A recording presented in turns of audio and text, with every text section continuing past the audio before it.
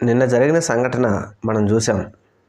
మరీ ముఖ్యంగా పుష్ప అల్లు అర్జున్ని అరెస్ట్ చేయడం, కొన్ని గంటల పాటు ఆయనను నిర్బంధించడం, ఆ తర్వాత హైకోర్టు మధ్యంతర బెయిల్ ఇవ్వడంతో ఆయన్ను విడుదల చేయాల్సి వచ్చింది. అయితే నాటికి పరిణామాల వద్ద ఖచ్చితంగా ఆయన మీద మాత్రం కక్ష సాధింపే అని చెప్పాలి. ఎందుకంటే న్యాయస్థానం క్లియర్గా చెప్పింది, ఒక్క నైట్ కూడా ఆయన్ని జైల్లో ఉండవలసిన అవసరం లేదు, జైల్లో ఉంచవద్దు అని చెప్పేసి ఆదేశాలు ఇస్తే, అలా కాకుండా సూపరింటెండెంట్ లేడని, లేకపోతే కాపీలు అందలేదని ఆయనను మాత్రం ఖచ్చితంగా జైల్లోనే కూర్చోబెట్టారు. అయితే దీని మీద వాళ్ళ న్యాయవాదులు, అల్లు అర్జున్ న్యాయవాదులు కానీ, అల్లు అర్జున్ తండ్రి గారు కూడా తీవ్ర అసహనం వ్యక్తం చేశారు.